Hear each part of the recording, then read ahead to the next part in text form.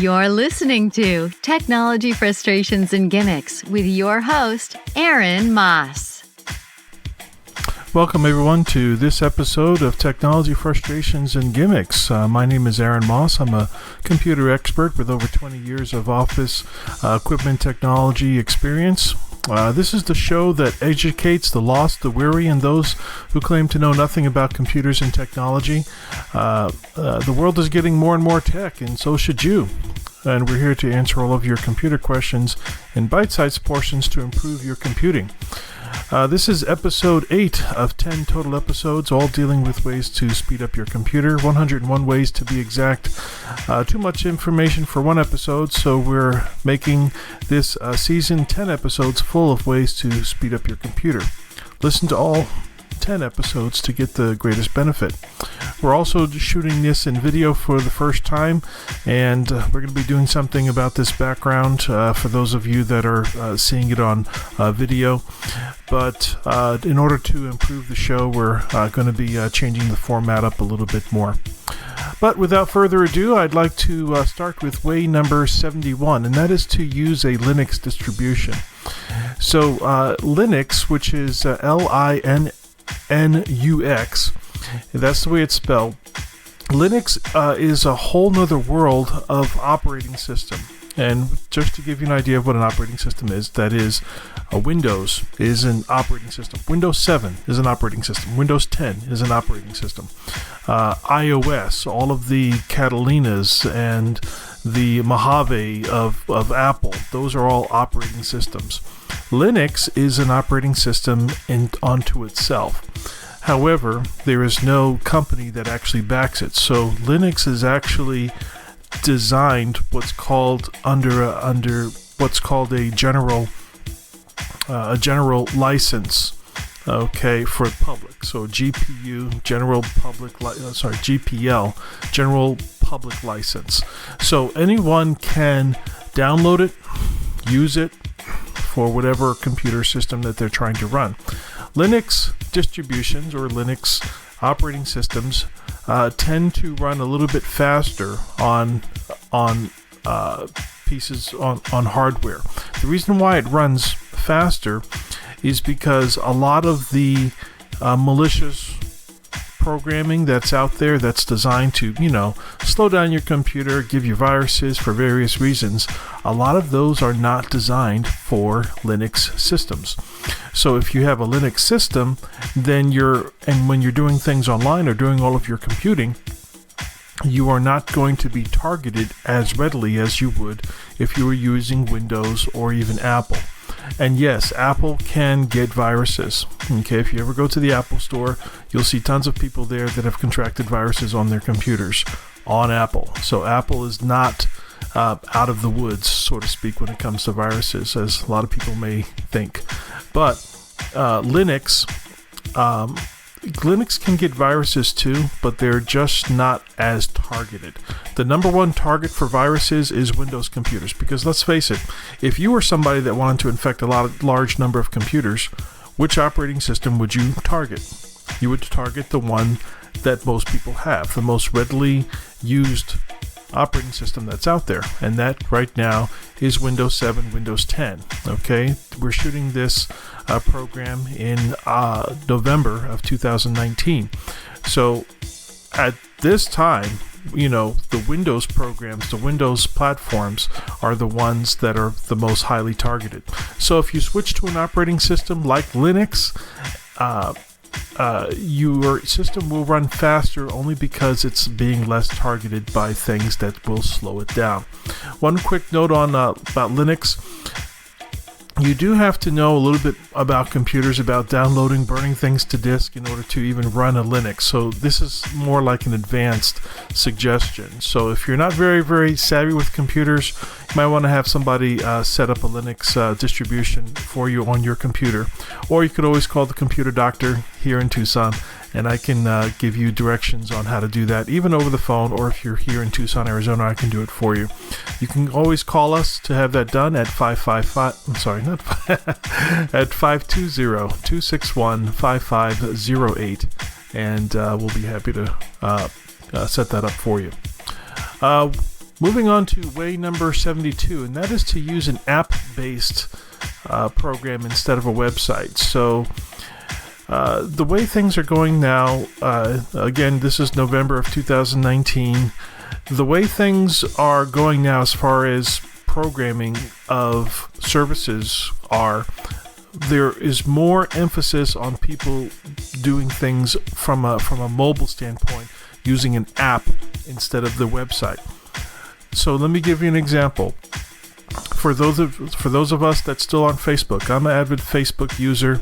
There are lots of people going away from Facebook, but Facebook has an app and they also have the website. Now guess what? What do you think, which of the two, the app or the website, actually works faster? It is the app. The app works faster. And it's working faster for a number of reasons. Number one, there's more focus. There's more, the company that backs the service, they're putting more emphasis on the use of the app. They're putting more features onto the app. They're upgrading the app. They're doing more with the app. They're making it running. They make it run sleeker and faster. And they've started to kind of shy away a little bit, from making the website run as good as the app. So anytime any of your services, whether it be your bank, whether it be your your social media or your website or your email, if there is an app that is associated with that service, you're better off using the app. The app will usually run faster.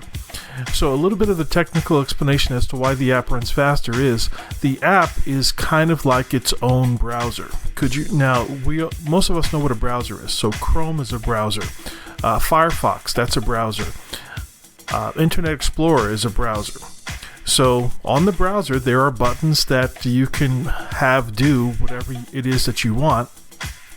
And there's a back button, there's a forward button, there's a thing to type in where you want to go. But imagine if you can design a browser for a website. That's exactly what an app is. So whenever you open up the app, the unit that you're opening that app on doesn't need to log into any website, doesn't need to grab anything. Everything that you see on the screen is already loaded into your computer, okay, or into that device already. So all the computer has to do, if you have an app, is just needs to load the data. Okay, no graphics, no buttons. It doesn't have to figure out how the website works or how the service works or anything. But that's all contained within the app, and the app is like its own browser with its own buttons, and it's not perfectly, but it was designed for that service. Whereas just a general browser like Chrome or Firefox, they are for all websites or as many websites that are out there. So apps will always, apps will often outperform the website partner or the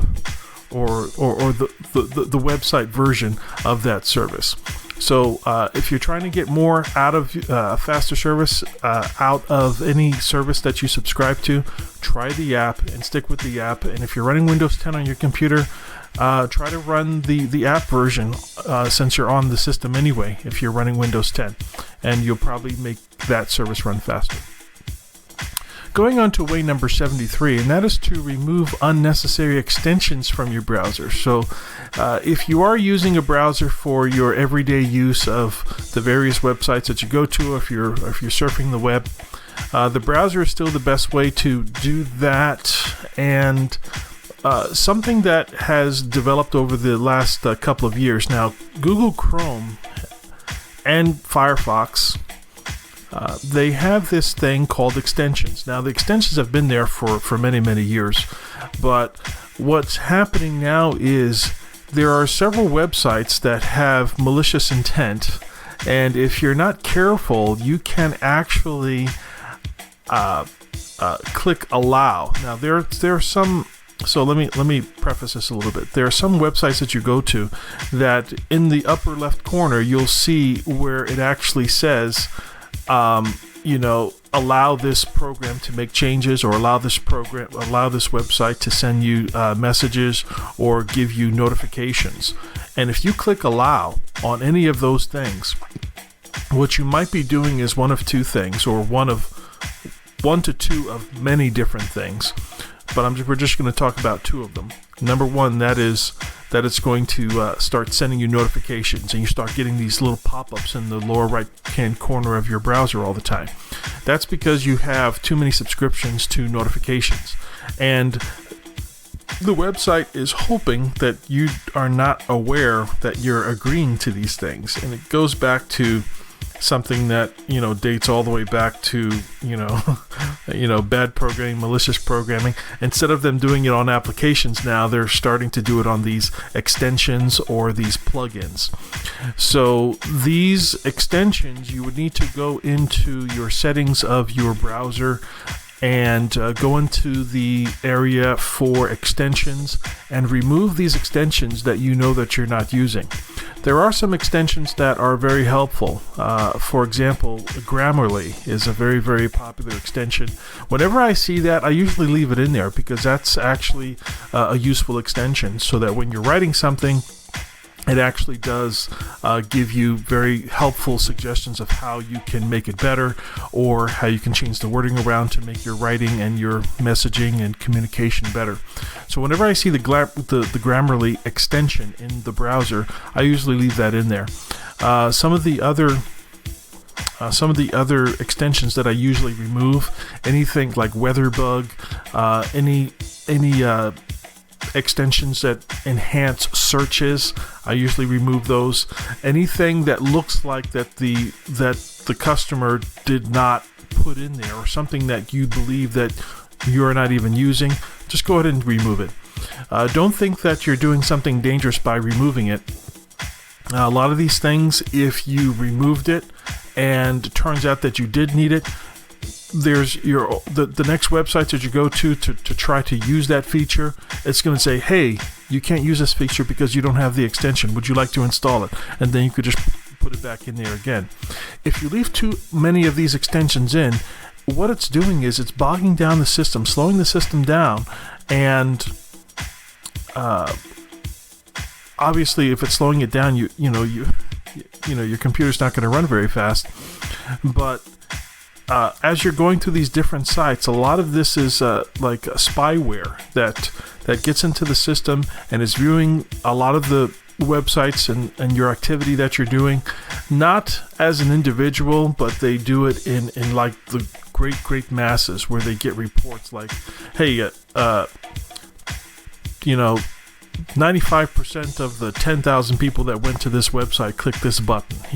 It's like that. It's that back reporting.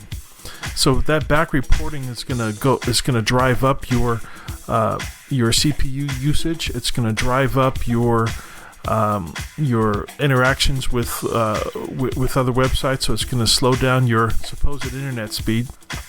So when you feel like you're supposed to be getting a certain speed on your internet and you're not, you can attribute a lot of that to what's happening in the background. So a lot of that happens with these extensions and these plugins. So if there's these plugins that you know that you don't need, try to remove them, because it's actually going to be slowing your system down. Which brings us to way number 74, and that is to shut off your computer at least once a week. Now, here's the it's a very common question. A lot of people ask me, should I shut my computer off every day or every week, or should I shut it off when I'm not using it? The answer, there's no fix all or one answer for all, but the most powerful thing that I can say is you should shut your computer off at least once a week. If you're running a business and you have like an office, shut it off on Friday, and then let it have a nice fresh restart on Monday. you're not really hurting the system by shutting it off every single time, but you're doing a lot of unnecessary booting up. Okay, and a lot of it has to do with preference. For example, let's say that you come in late on a Wednesday morning and your phone is ringing and it's a customer and they need information that you have on your computer. Now you have to turn on your computer and you have to wait the 1 minute, 2 minutes, and then then all of the catching up that the computer has to do in order for you to actually start getting some of this data off of it, instead of just waking the computer up and getting the information immediately. So that's the pros and cons of having the computer shut off all the time, every night or at the end of the business day, because you get that nice fast, ability to start working the very next day. So for most people, I would suggest only maybe having it do like a fresh restart maybe once a week. Nothing more, nothing less for most. The only exception to this rule is if you have a system that is running something extremely sensitive. For example, if you have an older computer that may have, for example, a hard drive issue, you may not want to leave it on. If you know that your hard drive is failing, either it's making noise, clicking noise, or you feel it running, very, very hot or very, very high, high speed, and you'll know that when it happens, because it'll start making very, very noisy. The fan will kick on to high speed. Something like that, you definitely want to only turn it on while you're using it. If you leave it on beyond, if you know the computer is running at its highest levels, you don't want it to have it do that for a long period of time. So if you know the computer is going to be doing that, shut it off. You should have some sort of plan to bring it into a service place like Computer Doctor of Tucson. So in those kind of cases, you would want to make sure that it's only turned on while you're actually using it. On the other side of the spectrum, there are some computers that just do better when they're on most of the time. If you have an application where you want the computer to stay on and actually always reading and writing off of the hard drive, you might want to make sure that you have an enterprise level hard drive installed, or a solid state drive. An enterprise level hard drive, I should say, is a hard drive that's still mechanical, that actually is engineered to run 100% of the time. A lot of times, the best usage of them is in CCTV camera systems or security camera systems that are constantly recording footage 24 hours a day, 7 days a week. So a hard drive system like that, you would want it to stay on all the time, but you would also need to have a hard drive that can handle always being on and always writing and always reading, that kind of thing. So if you have a computer system that always needs to be on for some reason, for some application, you always want to make sure that it has one of these high-level hard drives in them. It can be mechanical, but it needs to be that enterprise level, and usually it'll say for CCTV. One thing that I always try to do is, if I know that I'm building a system for a customer where the computer needs to be on all the time, I make sure that it does have that CCTV grade hard drive inside of it, or a solid state drive that has enough of the memory that they need. So for most of us, shut down your computer once a week. That way you has that fresh install, and you'll notice that it'll keep the computer running faster, because it clears out a lot of the junk that gets built up in the RAM. So whenever you do that clean startup, it'll actually make the computer run faster when you have that fresh start. But you really only need to do it once a week. No real reason to do it every day. Once a week is plenty, but I wouldn't do it any more than that. That moves us to way number 75, and that is to use scheduler to automate tasks to maintain speed. Now, there are some things that you can do on your computer to actually make it run faster. Okay, there are files that may need to be cleaned out, registries that need to be cleared, and there are lots of different programs out there. The programs that I usually recommend is CCleaner, Advanced System Care, Super Anti-Spyware, and of course the if you want active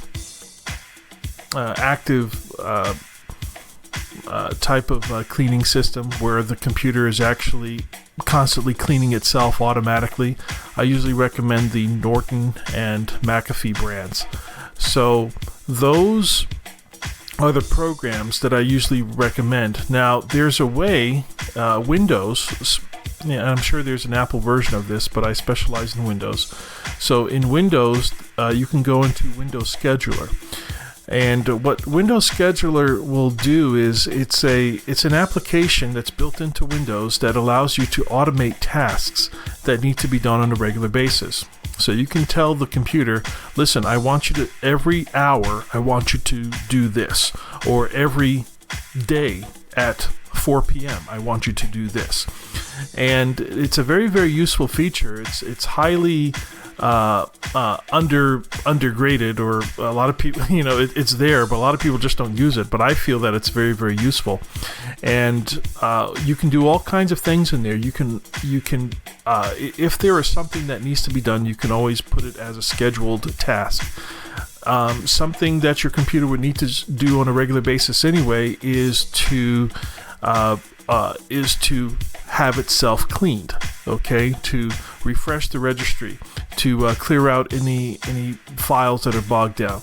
If it detects any type of malware or spyware, that should automatically be running, automatically be taken out on a regular basis. So you could actually program, again, this is a little bit more advanced, but you could actually program your scheduler to actually automate a lot of these tasks so that you don't have to keep on going back and doing it over and over again. If you have them automated, your system will continually run cleaner and faster, not because you're doing anything different, but you're doing the right things on a schedule. Okay, and anyone can tell you, if you do the right things on a schedule, whether it be taking care of your house, taking care of your car, taking care of anything, they will always run better, they will always run cleaner if you do keep up on the maintenance, things like that. That's exactly what Scheduler does. It automates things that need to be done on a regular basis. The next way you can speed up your computer is way number 76, and that is to not use an email client. So what an email client is, an example of an email client would be Microsoft Outlook. Microsoft Outlook is a client. Some of the older ones of you out there might remember Lotus Notes or even Outlook Express. Or Windows 10 has this app that's just called Mail. Okay, don't use these email clients. Now, this kind of goes back to my other thing that I had mentioned, that the apps usually run faster. That's not the case with email apps. Email apps is the only exception to this rule. And the reason why I say that is, now this is just based on my experience, that email apps, they always tend to have issues with the logging in to the original email server client. So in order to explain that, I kind of have to explain a little bit about how email works. Email does not live on your computer, okay? You can save messages to your computer, but that email actually exists on some other server someplace else. If you have an email with Gmail, it's sitting on a Google server somewhere. If you have email or you have messages, with like Facebook or AOL, they are all sitting on some server someplace. They're not actually sitting in your computer. So when you log into the website to check your email, or you open up the app that you check your email on, what that website or that app is actually doing, it's actually just communicating with the email server where your email actually is, and then just displaying it on your screen. Now, apps, here's where it gets a little tricky, because the website or the host, where your email is hosted. I'll use Google or Gmail as the example. Gmail is in the business, Google has many businesses, but Gmail specifically is designed so that obviously people can get their email and they can get them safely, and that they don't get bogged down with spam and things of that sort. They're also very, very high on security. Okay, the email, people are always trying to hack people's email. If someone is able to hack into your email, they can have access to all your stuff. They can change the bank codes. So when you change your bank password, they can say, okay, we'll send a confirmation to your email to change your bank password. And if someone has access to that email that they're changing that password to, then hey, you can essentially change someone's passcode if you have access to their email. Okay, so that is a very, very big security thing. So if someone has access to that, it's very, very bad. So Gmail and lots of email companies, they have very, very high security on, number one, how that email is made, how the original user can retrieve their passcode if they ever lose it. And sometimes there are systems in place where you can never get that password back. They will never release it. Google has the very, very good security. So I highly recommend getting a Gmail and stop this AOL stuff. Okay, please, if you have an AOL, please find a way, or a Yahoo email address, please find a way to discontinue that email as best as you can. So get yourself a good Gmail account. Now, here's where the speed of your computer comes into play. If you are using an app, that app has to be compatible with all the security that Gmail may have, or where that host is. For example, in a previous, in some of my other podcasts of my other show of Tucson Tech Talk on the Tucson Business Radio X network, we recently were recommending that people enable the two-step verification part of these email clients, or actually I should say of the email hosts like Gmail. They have this security on there that whenever you log into your email, it no longer just asks you for your password, but it even sends a message back to the phone number on your account, and for example your smartphone, and it'll say someone is trying to enter into your account. Is this you? You just have to hit yes or no.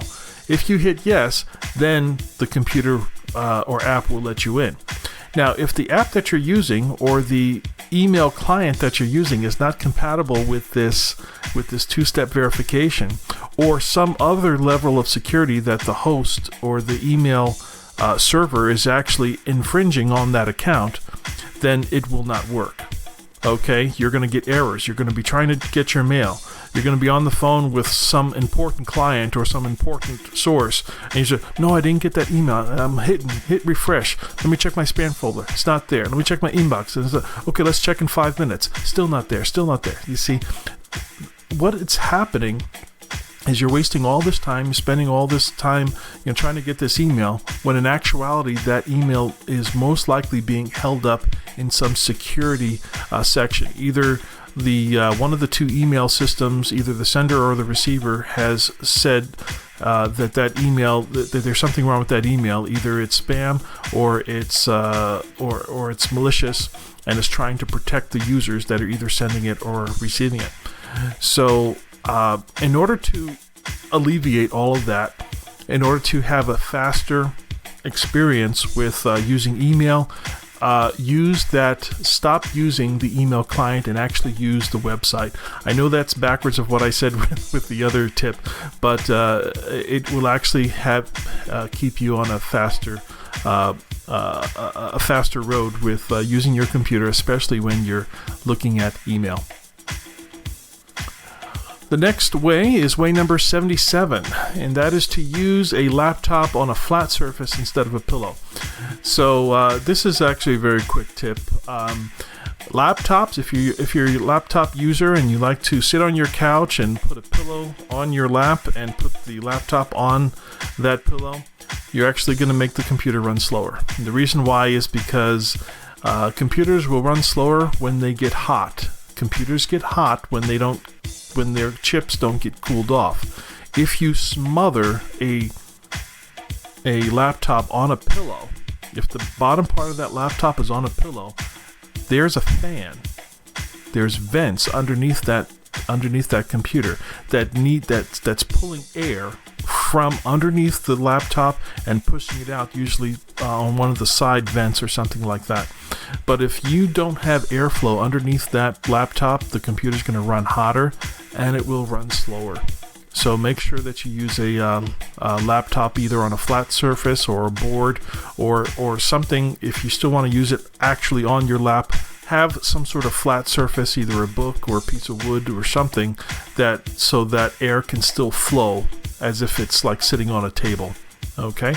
And that way you can make the computer faster.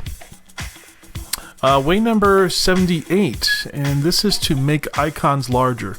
On most computer systems, whether it be Apple, Linux, Windows, all of these different platforms have the ability to change the size of your icons on your desktop.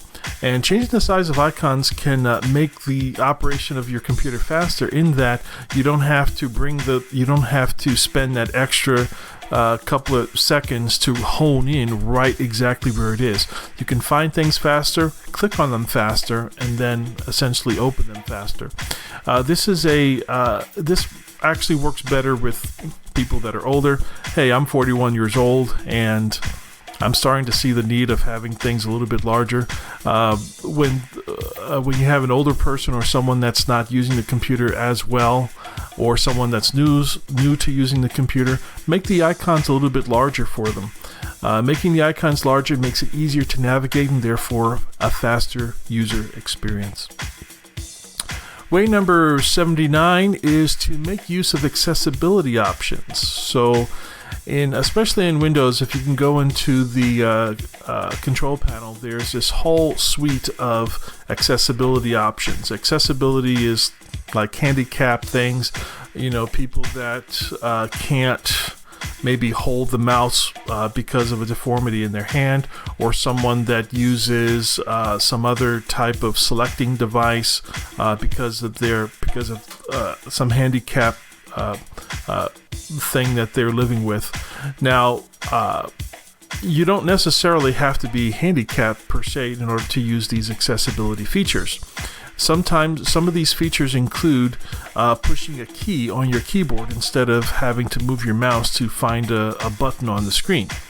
And pushing a key on the keyboard is a lot faster than having to move the mouse or move your finger across the trackpad 6 times in order to get right to the button. It's faster to just push a key. And that's what the accessibility options allows you to do. It allows you to, number one, to assign actual short keys on your keyboard to do functions that you do all the time. Also, there are some mouse strokes that you can use. For example, like when you shake the mouse, okay, or you zigzag it from side to side several times while you're clicking on a window, it'll actually close all the windows and leave that window open, instead of you having to take time to shut down or to minimize or shut down all of your other windows in order for you to get to that one window that you're trying to work on. Okay, so look into these accessibility options, because a lot of times you can find something in there that you can just shave off time of the things that you're doing online on your computer. Way number 80, and that is to use or to actually invest in ergonomics for your desk. Ergonomics, what is that? Well, I don't have the exact definition, but I do know that it refers to the shape of the furniture and the shape of and location of things. So this is not now. This can apply both to computers and to the way you have your office set up. There are some organizational experts that say that you should set up your office like a target, like in concentric circles. Everything that you need access for, if you have a swivel chair, you can just swivel in your chair and just reach for things that are right there, and everything has its place and everything is within arm reach. I remember seeing this video of a man who had his entire office set up in a closet. And he liked the closet because it was shaped like a cube, and he had access to everything all on the shelves all around, and he had like his whole target area right there, and and there was a door too. So when his family, so we wanted to get things done, he could just close the door to the closet and everything was right there in the thing. So, for him, it was very, very ergonomic, okay, because he had everything that he needed and it was right there. He could get tons of work done in this room. It had its own light, had its own electric. He ran the wires in there, okay. So if you can find a way to do things like that, you can speed up your computer experience only because you have access to everything that you need very, very closely. You can get things done a lot faster. You can use that same principle when you're doing things online or on the computer. You can even make for example, all the icons on your desktop just like a target. Have a center theme. Okay, center theme, and then start putting all of your icons all around that, okay? And then the things that you're doing more and more often, and every so often you can go in this, I haven't used this program in a while, I'm going to take that out. I haven't used that program in a while. I've used this program that's not in there, let me put that in, So you always have a target of buttons that you can always access fast, and if they're always there, and if they're all within like a couple of inches from your mouse or your keyboard, you can have a faster computer experience just because it's right there, and that's where it stays. Well, that's it for this episode of Technology Frustrations and Gimmicks, which is sponsored by my company, Computer Doctor of Tucson. We do amazing things over the phone across the United States. Call our main phone number at 520-261-5508 or visit our website at computerdoctor.xyz. Computer Doctor of Tucson, because technology is great when it works. Now, regardless of what platform you're viewing this video or listening to this podcast on, we'd like for you to share it with your friends and family, colleagues. Please help us share this episode. Also on social media, email or direct them to our website at www.techshow.xyz. Every time that you share the show or you have a comment on it, it actually helps boost the ratings so that the show does better. So please help us out in that regard. Stay tuned for more episodes of our show. Until then, see you next time on the Technology Frustrations and Gimmicks show. Thank you.